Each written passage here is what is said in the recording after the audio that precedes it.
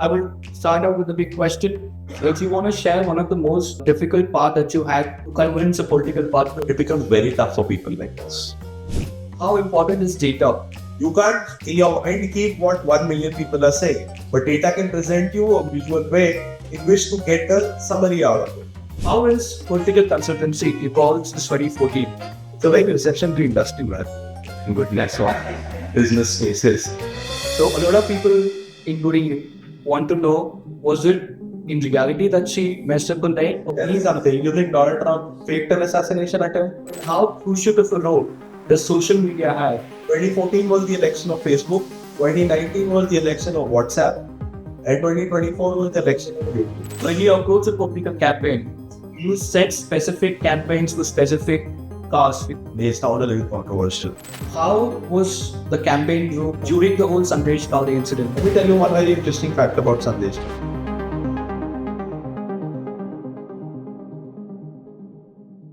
So I will start out with a big question. How did you get into political consultancy? Because you've been in different fields before you joined inside scenes, part of I-PAC. So what made you take the step? Yeah, before I-PAC, so I've been with I-PAC for nearly about 10 years now, which is pretty much the age of I-PAC as well. Before that, I'm a business graduate and generally being involved with hardcore corporate stuff before this. And I was based in the US, I was in Chicago. And when I-PAC started, there wasn't much thought about what I-PAC is all about as well, right? And more importantly, this whole space about political consulting or politically, professionals being involved in this space was something that not too many people, including us, knew what it meant or what it would entail. But I think at that point, it was just about some new adventure. Sometimes, there comes that moment in your life when you crave chaos as well. So I think that was the trigger for me that brought me back to India. So, राजनीति से दूर तक कोई connection इसका नाता नहीं था. But you always read about it in papers and you saw movies and somehow they always interested me. So I thought, let's give it a shot and see what it's like. The reason I asked this question is because even today, after a decade of political consultancy making its debut in India, we don't have institutes that churn our consultants in terms of politics. There are a few students here who would love to know what it gets or what it takes for someone to become a political consultant. A decade, is not a very long time. Honestly speaking, for us, generally, it feels like, it's been a millennium. The reality is, it's still in its stages of nascency. It's not a space that has fully taken off just yet, although it's on the verge of doing so. And I'll give you a small example. Way back when we started, even to convince the top leaders of the country what we can do was very, very tough. Mostly so people always think, aap to Facebook, Twitter, chala sakte ho. Now, you'll be surprised that 10 years later, whatever an election, we see an election, village ka to pradhan, mandal election, everybody is looking for some kind of professional approach. It could be whether it's genuine or not in whatever services they get, but the interest of everyone, even a sarpanch would want somebody could manage this digital space a little bit, or they can send multiple messages to their audience, or get some kind of a survey done and all that. So the acceptability of professionalization in this space has vastly increased. But still, it is an extremely nascent space. When I say nascent, it's also you don't have too many big corporate players involved, for example. You don't have large scale organizations involved in this space. So in that sense, I think increasingly people will take notice of it and then they'll start getting into it, and that's when the space expands. I realized that a lot of importance is given to people who come from an IIT or an IIM background. Or if someone has both IIT and IIM, then they've kept on a pedestal. And also, some niche institutes across the country have been identified. Why does it matter so much for a consultancy to hire someone from a niche background? Or are we setting a precedent where we're saying that, people coming out from these colleges are eligible people from B grade schools or B grade colleges are not eligible to get into political consultancy? That's a very valid question. The truth is, there is no specific, to my mind, and as of right now, there is no specific way of training or teaching somebody to get into this space. This space is a lot about intent. This space is a lot about, personal interest and how, quick-footed you can be to understand what politics is all about, right?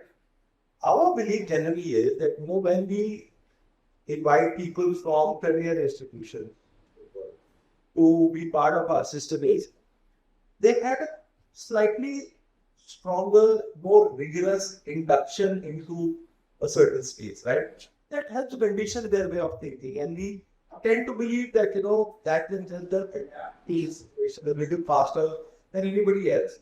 But don't get me wrong, I mean, even within IPAC, we have had many individuals who may not come from, these past 8-year institutions, and over time have ended up doing way better than some of their peers who may have come from this background.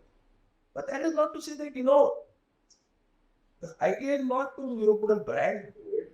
The idea is the rigor that comes when somebody associates with a brand like that. Our belief is that, say, an IITian will, because IIT might fit into, so they would be, much more strongly, conditioned in an environment where they have to do well at all costs and they will figure out ways to do it and so on and so forth. So with that natural belief, we have had this tendency to welcome people from such institutions a little more openly than we would probably from other races as well. Now, when you look at the politicians' team, they don't have anybody from an IT or an IIM background. So why the contrast? I mean, consultancies run behind IT IIMs, while the politicians, they run behind people from grassroots. Why? See, I'll tell you something very interesting about politics. Politics, not political consulting. Right? That space especially is an exceedingly self-motivated space, right? That also adds to its chaos. But the truth is कि किसी party का कार्यकर्ता उसको कोई salary तो मिल नहीं रही है इस चीज के लिए.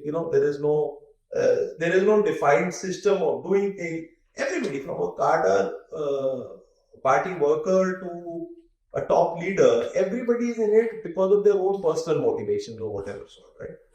And a lot of them, of course, sacrifice a lot to be there in that space. And hence, it is the leaders' belief that, these people, because they're letting go so much and they're super connected to me, the motivation level is much higher, right? And that is why they tend to connect with them. And the second thing is,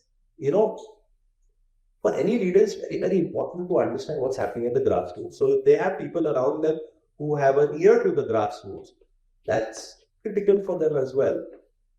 And not having too many professionals also comes from the fact that despite everything, despite the growth that has happened so far, which has been vast, like I said, it is still a fairly nascent space. So, you wouldn't know how to harness that talent just yet until you start seeing more and more examples of it. In time, you'll see it is already happening. If with Mr. Gandhi, you would have had people who would come from such backgrounds, then there was you also, who was a professional who was working, right? So that means the propensity to accept professionals in this space has increased much further than what would have been probably 10 years ago or 20 years ago and so on and so forth.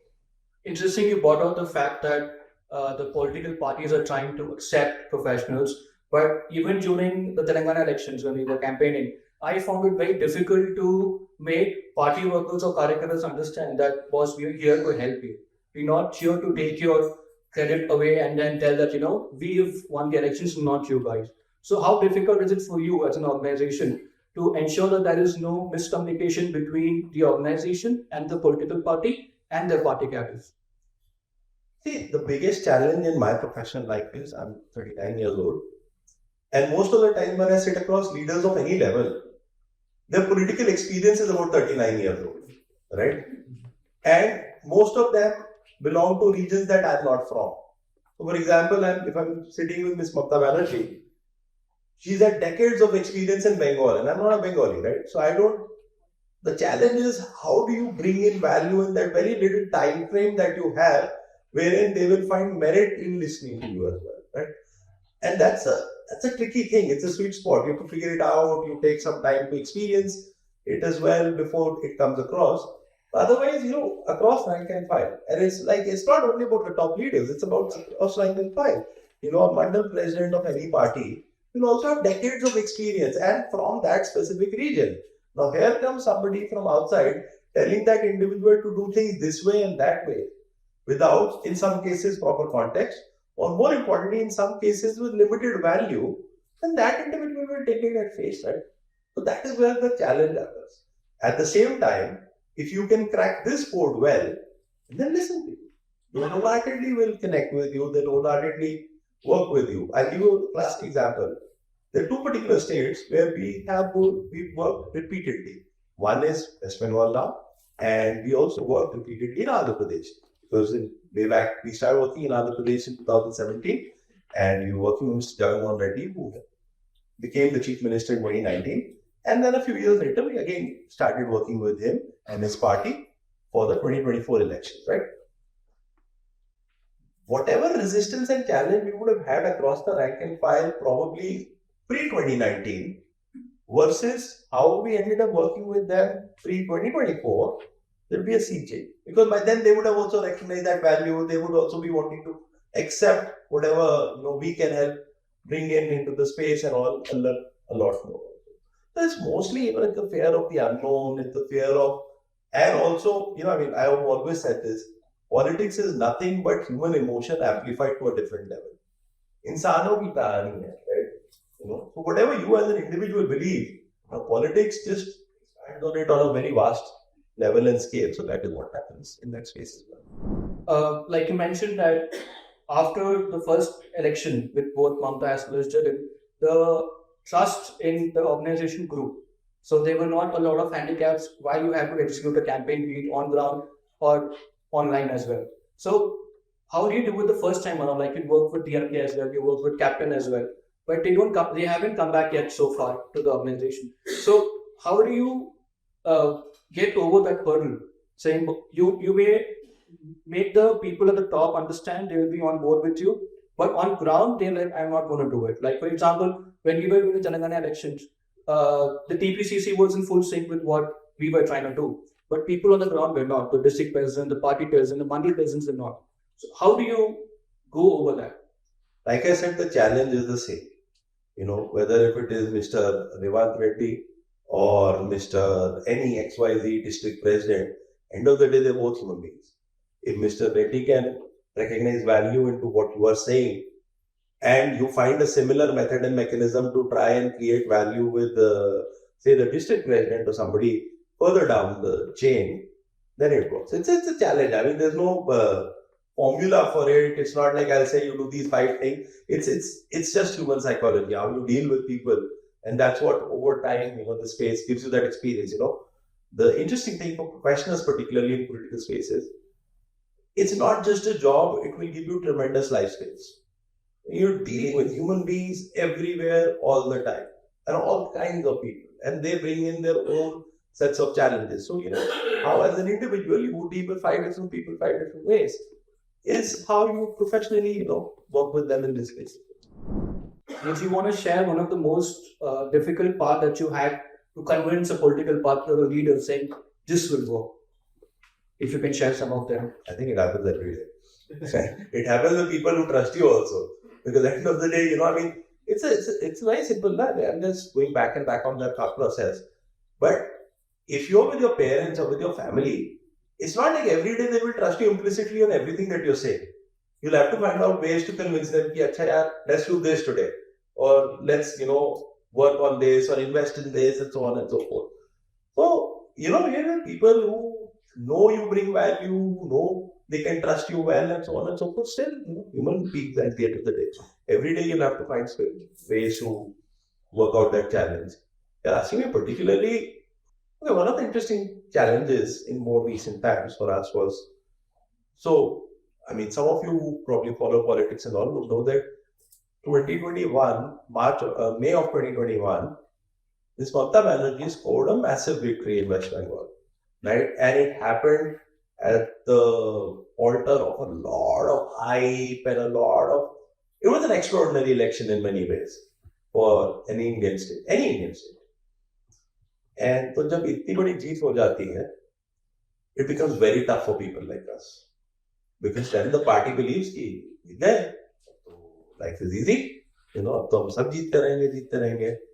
So by the time elections of 2024 came in, which is the Lok Sabha elections, a few months before that, largely the party had this sense that we could do a good job of repeating our efforts from 2021 as well. But increasingly you realize that every election brings its own set of toughness in it. Also, what happens is between 21 and 24, 3 more years of governance have happened. So by default, they will bring in 3 more years of anti-incumbency as well. So for somebody who's won convincingly, to tell them, listen, you may be on a slightly sticky wicket just so soon afterwards is a very tough thing. I think, in Bengal, for example, to help force multiply, to help re-energize the party, listen, one more election is coming, and with full vigor and enthusiasm we have to contest it, is something that's challenged. A flip side of it, this is my personal theory, it's got nothing to do with any obvious thing, is I feel that one of the key reasons where BJP did not perform as well as a lot of people may have expected them to in the 2024 elections is the whole narrative around the 400 par that Mr. Modi and then subsequently the leaders gave. Because what happened in a lot of constituencies, or what may have happened in a lot of constituencies, is that the worker would have thought that, theek hai, Modi ji to jeet rahe hain 400, and we agree what they're saying, but RMP is not a good guy. Let's ensure that he loses and it's not a problem because Modi anyways is winning, so 1 seat less, he'll still get 399, it's okay, 400, he'll still end up getting one way or the other. That cost them a lot, to my personal understanding. And this is where I'm saying the challenge is, to kickstart that machinery all over again, especially after a huge win, is a tough thing to do. Complicity is a very tricky word in politics. That's the reason why having worked inside Congress, that's the reason why we think that probably we lost the states of Chhattisgarh and MP, which was a sure shot winning by a lot of people who said that Congress is going to win that state. So how do you make sure that party that you're associated with does not fall under that trap? By telling them what the people are saying. One of the toughest things I feel for all leaders is to stay connected to what ordinary people are saying. It's the default of the system. It's extremely tough for a CM to really realize what is happening on the ground. Just because there are so many interfaces, and any CM can't just walk on the streets and start finding out what is happening and all. They need to have these kind of mechanisms and all that. And not just with CM, like I said, really across leaderships. That connect, when it gets lost, is when you start to believe things in a different way. I'll give you an example. Then this is an example that I'm personally aware of, but also very recently another colleague of mine, Minesh, was quoting in a video that he was having an interaction around. Way back in 2015, when we went into Bihar, everybody understood that Bihar is a relatively poorer state. Some of the key concerns that people may have would be related to employment and livelihood and every basic necessity of lives, right? And a lot of experts connected to the government there and to the party and advisors came up with a lot of concrete suggestions and advice regarding how a future incoming government should pursue all of those things. But at the same time, we did an exercise wherein, Bihar is about 44,000 villages, and we reached out to, physically went to about 38,000, 40,000 of them. And, our representatives met a section of people out there, okay? And we documented what they felt they needed in the next 5 years in their villages through the government. And you'd be surprised, by the end of it, the number one thing that came out was not roti kapda aur makan. People said there that we don't have a proper drainage system around our households. And why that was a key concern for them was, they said, neighbors fight with each other, the garbage has come to our side, this is dirty, this has happened, and all. It creates a lot of problems in that domestic space. And they all wanted that this should be a priority, that any government comes and helps us sort it out. That's wisdom of crowd. It's unique, right? I mean, you could be as sharp, you could be very well experienced, and in the past this is how it has happened. That who helps build a manifesto? A set of advisors, a set of experts, a set of professionals who be working in that space. But at the end of the day, they're putting in their own perception into it, without realizing or without knowing what people may actually want, and that becomes a huge challenge. That in any election. I'm not sure how many of you remember the side where Mamata Banerjee was limping on a foot and she was on the stage saying Khela ho gayi. So a lot of people, including me, want to know, was it in reality that she messed up her leg, or was it a gimmick or the political campaign that you guys or the consultancy wanted to put in? See, honestly, you can't fake it. You just can't. I mean, she was genuinely hurt. I incidentally met her 2 days afterwards. She was genuinely hurt. And besides that, what happens is, a secret is not a secret if 2 people know about it, right? Thousands of people, I mean, in a CM's case, would be aware that she's probably faking it or something, and then it wouldn't have been a reality. No, she was genuinely hurt. Tell me something. You think Donald Trump faked an assassination attempt? No, it can't be. I'll tell you why it can't be. No, I'll tell you honestly why it can't be. What my belief is. Any human being would willingly want a bullet flying on their head. And at that closer range, right? I don't think I know for a fact that it didn't happen in their case. They genuinely were hurt in various incidents.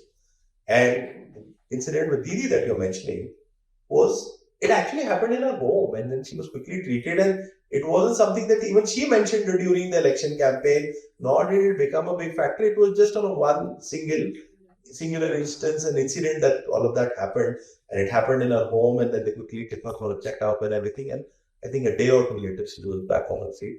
So they didn't even pay heed to it, and the first time she genuinely fractured, so she had to be on a wheelchair, which irritated her to no end, by the way, because not many people know this. Didi is an individual who's extremely, what should I say, religiously connected to her walking. And she can outwalk most of us in this room. I can give it to you in writing. If I'm not mistaken, she once mentioned that she does about 30,000 steps a day. In fact, this is something she mentioned, I think she mentioned in front of you, if I'm not mistaken, that she has a treadmill in her CM office where she is walking while, she has to go through certain files and reports in the place. So I know this for a fact that she was physically irritated while she had to be on that wheelchair throughout those couple weeks, when she was hurt and had the ability to walk or move on her own.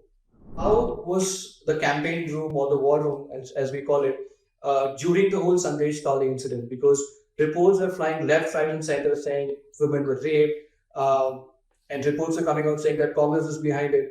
After the elections got over, it was the other way around. So, but what was the situation or the feeling inside the war room? How were you able to counter the narrative? What was going on? Let me tell you one very interesting fact about Sandeshkhali, purely, objective way. The parliament in which Sandeshkhali exists is a parliament called Basirat, and TMC won it by, I think if I'm not mistaken, 3.5 lakh margin. Okay. So, what does that tell you? It tells you that people in that region genuinely believed that the hype was manufactured. There would have been an incident, the law took its course, but then, for whatever political reasons, it was hyped up beyond, recognition. And then the reality is that, the public said, hame to pata hai hum logon ka kya reality and all that. 3.5 lakh is not a small margin. When people are voting you by that margin, that means they're wholeheartedly behind you, right? And if, as national media space would let you believe that, something so catastrophic and terrible happened in that space, would you genuinely believe that that kind of an enormous public support you would end up finding in that area? That's where, logic fails. This is the reality. When that incident happened, in the first instance, there's no war room per se, by the way. It's just an office like any other. And the thinking was, let's understand it, let's assess what it is about. We had teams in that area anyway, so we said, let's find out what people are saying. We do a bunch of surveys as well. And everything from day one told us very clearly that yes, there was an incident, it affected, a certain space of people, but they understand that, how a government or an administration has dealt with that incident. Talking about the results, I come from a North Indian family where everybody in my family is a hardcore BJP supporter and RSS supporter. And before the election results were out, I was at my sister's place and they said BJP is going to go 400 par very easy and they're going to sweep Bengal as well. So when the results came out, it was after the Sandeshkhali Incident. Were you surprised with the number of seats that TMC garnered, or were you sure that you were going to have those number of seats coming in? I was greedy for 3 more seats. Genuinely. I felt we could get about 32. And we actually lost 2-3 seats by extremely narrow margin. When I'm saying we won a seat by 3.5 lakh margin, we also lost a seat by 5,000 votes. Okay. So, what happens is, for every human being, especially involved and connected in this space, there's a perception and then there's a reality. And both go very crisscrossy as the perception tends to be made much bigger, right? So, both in Bengal in 21 as well and in 24, one night before the results, we were shit scared, right?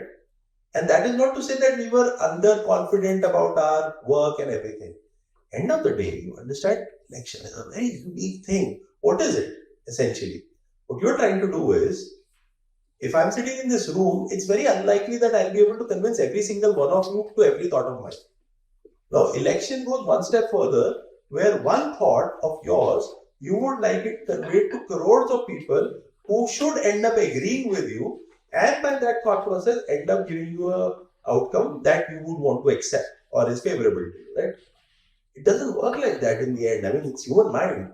Last day, कोई क्या सोचता है, किस वजह से जाता है vote करने, it can always change to no end, right? So, in both these cases, and now speaking specifically about 24, the scare was there. Anyways, BJP is an extremely tough opponent in politics. They are very, very strong campaigners. They fight politics very seriously. And, you can never take them lightly, especially when you're in a direct contest with them. So that, what should I say, not fear, but that concern is always there in your mind. You can't rest easy, right? And secondly, it's undeniable in India as of right now, at least until 2024's result, Mr. Modi was at a pedestal of his own. So, general election was generally about Modi ko jitana hai ki nahi jitana, right? And brand Modi is a very big brand. And even in Bengal, everybody was very clear there. It's not like, Didi will become the Prime Minister. So, the election, there's a 21 election was about Didi becoming the Chief Minister there. In 24, they were very clear, it's about Modi's Prime Ministerial candidature, and whether we want him or we don't want him. And I would say at that point of time, generally speaking, his individual popularity wasn't dented too much. He was still an extremely popular man. Bengal and Andhra Pradesh have seen violence post-elections. TMC beating up BJP, BJP beating up TMC, the same way around in Andhra Pradesh as well. Do you think it trickles on from the top, or do you think it's a decision that people on the ground just take because, they've been under pressure for so long, and now that they come to win, they want to go out? Neither. I think it trickles down from culture. It's not like, Bengal suddenly has become violent since TMC has come to power. Okay. It's there in the society. It's a, what should I say? It's a cultural thing. Same is with Andhra Pradesh. Forget the TDP or YSRCP or Congress before that and so on and so forth. In Andhra, it's a reality of a Reddy versus Kamma. It exists. Some of you who may be from either of the two states would probably collaborate that it's a very human thing. Much before it becomes politics, it's a reality. Traditionally, again, disclaimers there, it's just a perception. But traditionally, somebody who belongs to the Kamma community may not be having a very positive natural affinity towards individuals from any community, right? And then they tend to connect politically on one side or the other. So that historic animosity or that cultural disconnect with each other has always existed, and hence they tend to support one side of the political spectrum or the other. So, in both these states, you would tend to see that, and for that matter, in any other state in India also, you would tend to see whatever the cultural realities of that space are becoming very interesting. I'll give you a very interesting example from recent times. Last year, I had the good fortune of spending some time in Meghalaya, the northeastern state. And for some of you who may not be knowing, so Meghalaya is broadly three sets of unique people. There are the Khasis, there are the Garos, and then there are people from the Jaintia, the three hill ranges that form Meghalaya. Traditionally, the Khasi community has been the more dominant community. Yet it's interesting, for the last 30 odd years or more, every chief minister in Meghalaya has been from Garo. So it probably tells you that the more developed society has become more fragmented, and the relatively less developed community banded together to ensure that they have that kind of political representation to help cater to their needs. I'm glad you brought up the caste differences in the state, right? When you approach a political campaign, you set specific campaigns for specific caste, because we realize that every caste has a different forms of income, source of income, and does the political party and does the election campaign that you approach have a certain impact on it? Let me start by saying something which may not be very agreeable to many of you. It may sound a little controversial. But I am of the firm opinion that there is nothing fundamentally wrong with caste in politics. Contrary to what you end up seeing a lot of educated people talk about, that caste should not be part of politics. Why? Because I generally believe that community-based grouping and community-oriented differentiation is a reality of human existence around the world. The blacks, the whites, the Christians, the non-Christians, in the US, you could be from the Midwest area, or you could be from the Dust Bowl of Arizona and Texas and so on and so forth, or you could be somebody who's perceived liberal from the West Coast. All those distinctions and differentiations exist. Same way as in India, we call it caste. What is caste at the end of the day? It is about existence. To begin with, it was not income, but skill-based or profession-linked community linkages that people had. And what happens is, they cleave around their own community because naturally you feel more secure and safe around people whom you would like to believe, consider are your own, right? So yes, we have been very cognizant in every campaign of what kind of community groupings, representations, differences exist in a certain region. Okay. And to cater to that, we've always created campaigns that reach out to each of these specific communities to find out what do they aspire for, to find out what do they connect with, to find out what their concerns are, and how we can help an incoming administration address many of them. So yes, to do that, so what we call it, we don't call it caste capitalism or that, we call it targeted outreach, which is what it is. You look at a certain target grouping and you connect with them, you reach out to them in a manner that sort of gives you a sense of what they're. How has political consultancy evolved since 2014? Because 2014, there were no smartphones. Yeah, there were, but not a lot. Data was very expensive. Calls are very expensive. Now it's completely the other way around. So how has it evolved, and how crucial of a role does social media have when you plan campaigns? In 2020, 2021, when the phase of COVID came into play, and that had a watershed impact on politics in India. A month before that, 2014, I think Mr. Modi was a pioneer in how we can adopt social media to bring about our politics into a much wider base and network, right? If I talk about social media as a revolution, it's also been very interesting. 2014 was the election of Facebook. 2019 was the election of WhatsApp, and 2024 was the election of YouTube. You know, people's attention span has reduced. YouTube Shorts especially, right? Scroll here, you know, that's a very, very strong, powerful medium as of right now. I'm sure it's continuing to evolve. The proliferation of smartphones has been tremendous, and that has just added on to, you know, how people campaign. And, you know, very small but interesting example. You know, every election campaign, we do a lot of campaigns through which leaders and party workers can go house to house, right? With a certain message that the party would like to convey to all the voters. And as with everything else, it involves a lot of Chinese whispers. So the party may have set a certain narrative. By the time it reaches the household, it could be distorted in multiple ways. To counter that, in Bengal, this time we came up with a unique campaign where one of the modules of, you know, doing this whole house-to-house outreach was, we told the workers, कि आप घर जाओगे, and if you want to know, please show them a 1-minute video that we've created. You know, through your phone, just say you have a minute, and you just see this message, and after that we'll have a conversation, or depending on your interest, you know, we can move away and so on. What that did was, it allowed your message to go completely unbridled to the last mile. And that is where, you know, that tactical shift, it completely removed the chaos of Chinese whispers.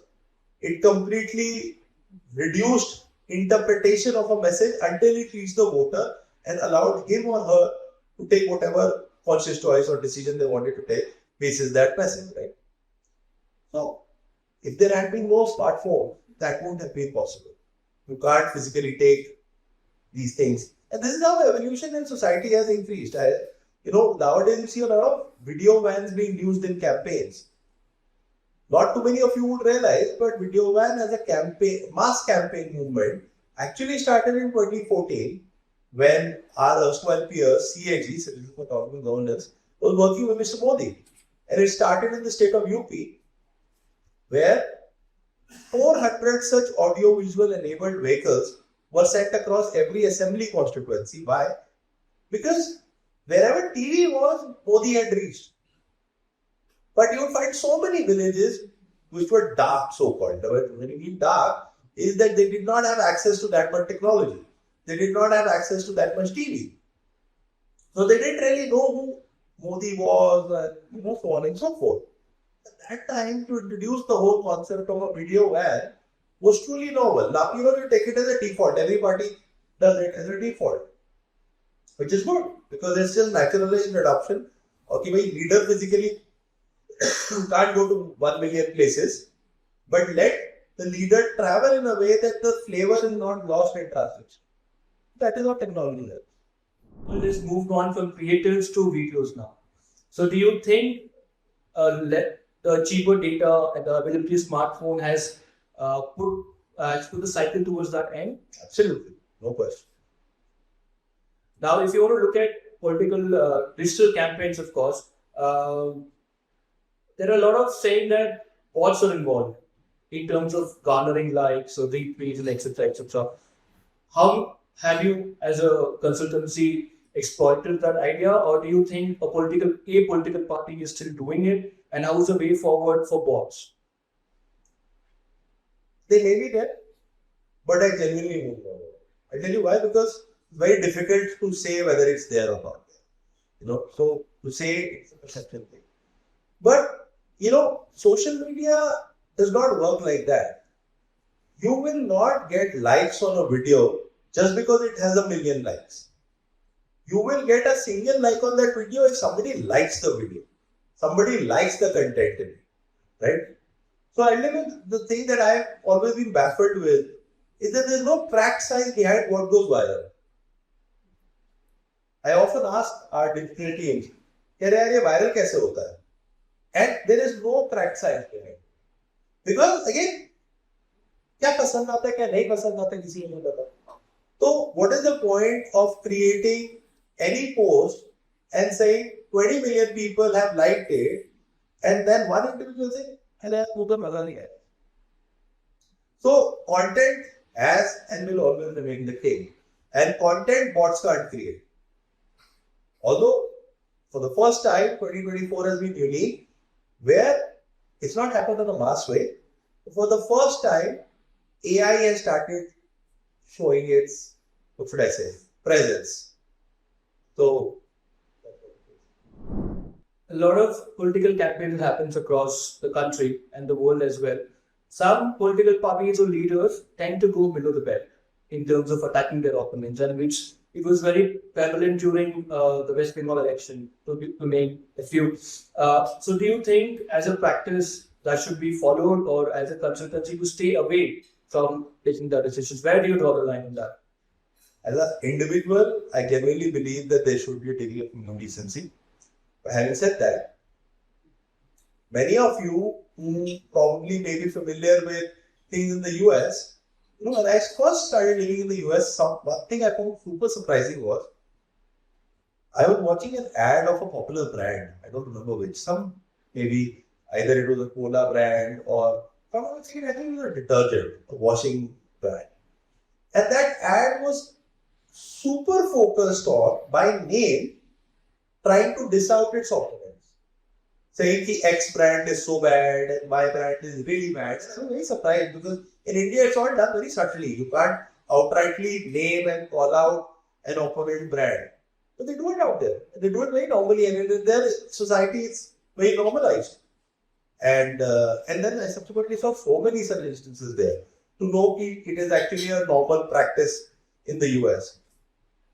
The same way as, हमें क्या लगता है, because political leaders matter so much in terms of our mind space that we tend to judge them much more definitively than we would end up probably with, say, TCS saying कि Microsoft is kharab or Infosys is this and that. Probably करते भी होंगे, stories about corporate espionage and all that, and many of you seem to be from the corporate space. You know way better than me. But probably होता भी होगा. But we don't pay too much attention to it. When politics, because it gets hyped up so much, we tend to see it a lot. Individual decency should be maintained in my personal opinion. But having said that, I think this is all a reality and it's not unusual or unique. Again, it's not a very Bengal thing. It's a India thing.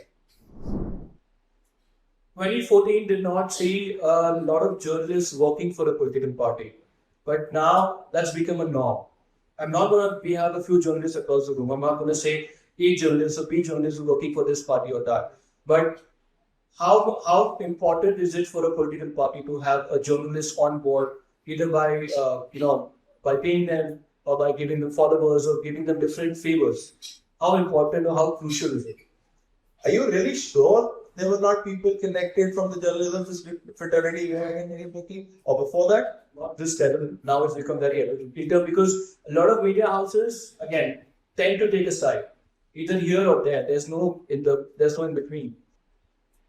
Probably 30 years ago, journalists started taking very definitive sides already in the US. You've tended to see that happening in India somewhat now.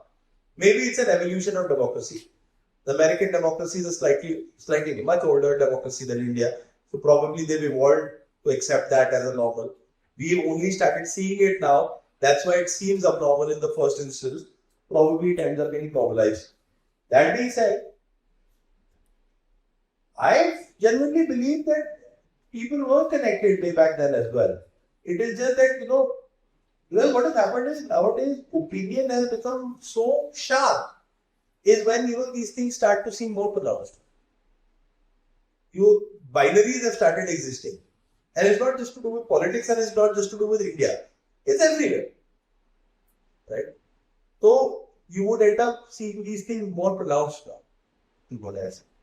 Last couple of questions was how important is data in political consultancy, right? From getting it from the ground, sending out survey reports, and when you present it to the leader, how accepting are they in terms of the data that you've gathered? It's a backbone.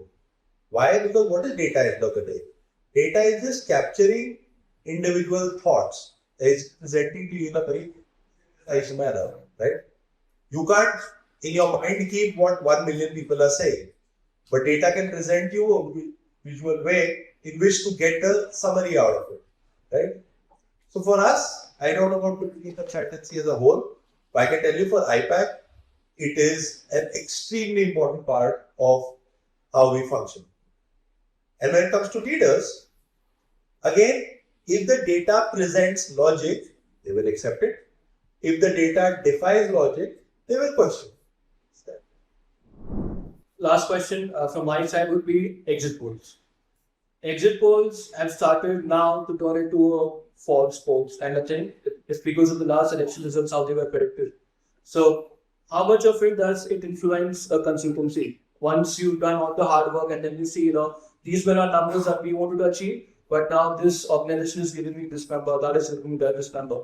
So, how does a consultancy take that? Yeah, by the time exit polls come, what is it that they can influence which you anyways accept emotions? Another day or two later, results will also come. So yes, it helps you keep it always keeps you on the edge those 2 days, which tend to be there before the results come. But no, I mean in any other form and way, they don't influence you. Okay?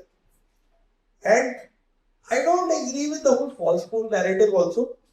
See, polling is an art, and you have to have a methodology behind your polling.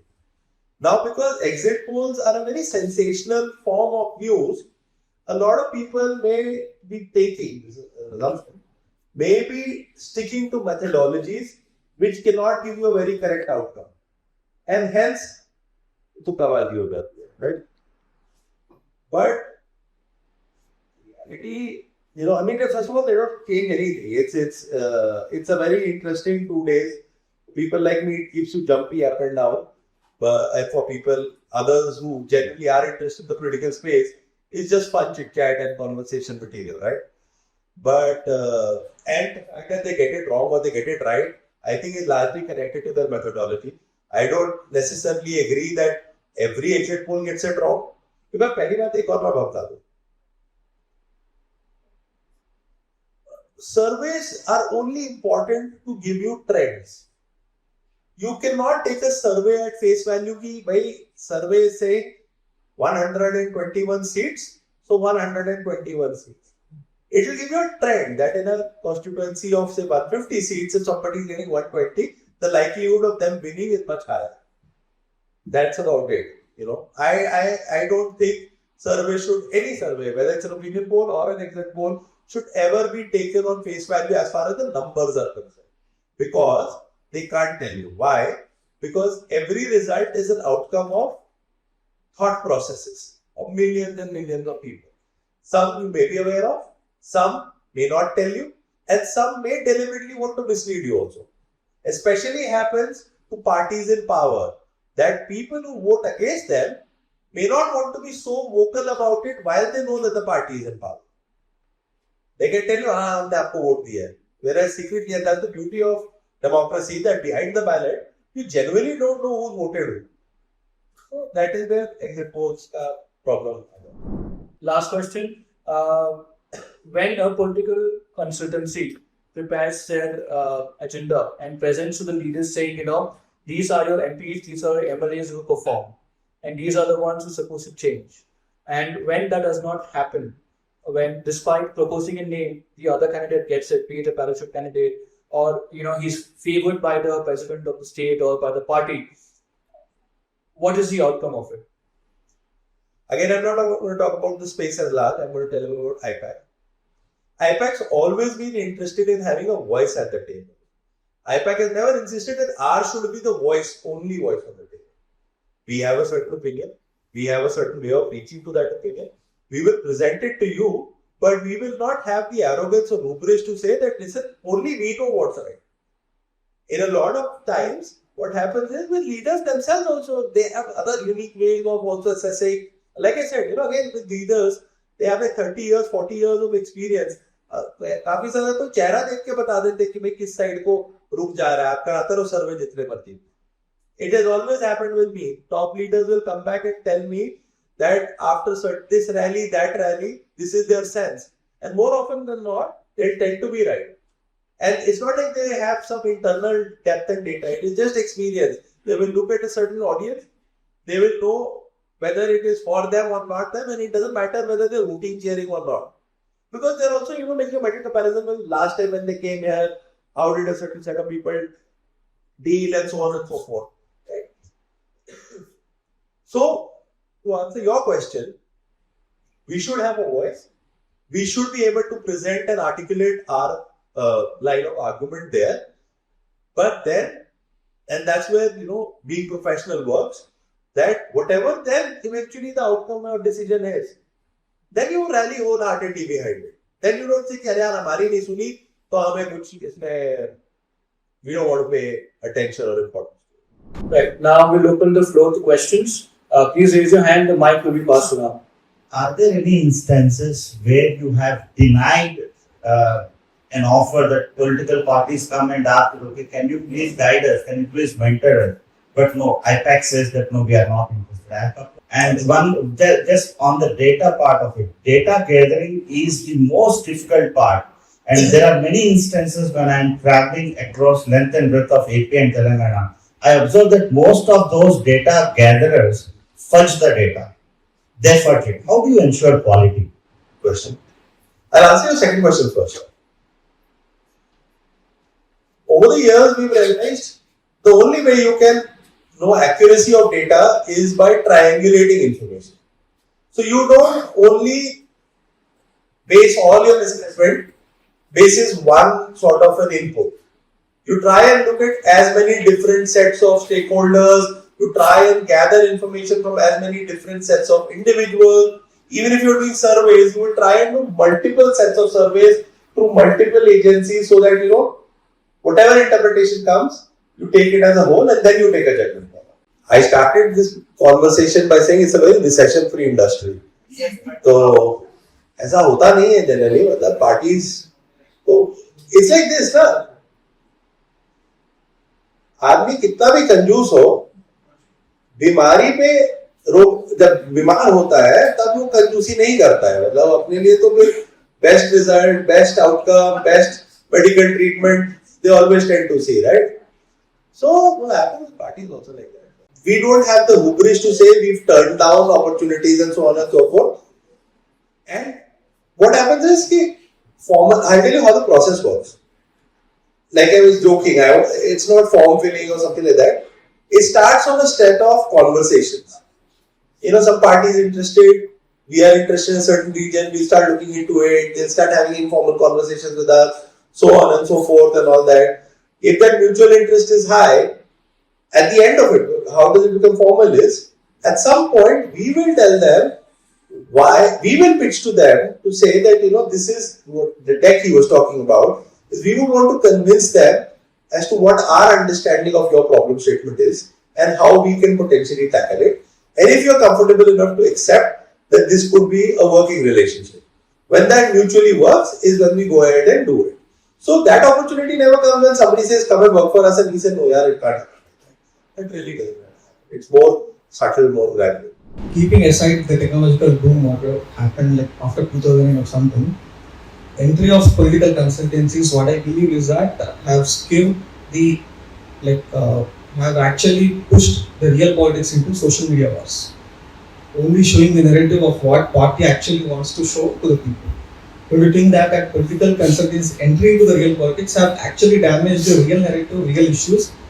The parties try to show only the one side of the perspective, one side of the issue of each and every. That's a great question. See, social media, like I said, is an amplifier. So you tend to see it in a more binary sort of a manner. But make no mistake about this, and this is one of the most fundamental truths of politics and something that I am always positively overwhelmed by. That never ever underestimate the wisdom of the crowd. This is something that we believe as a tenet. Don't ever take an ordinary voter for granted. They're very wise, they're very aspirational, they're very aware of what they need from a certain governance mechanism. And you can show whatever you want to in terms of hype and narrative and agenda setting of social media, But if you are not able to address that individual, then you have a problem with the outcome.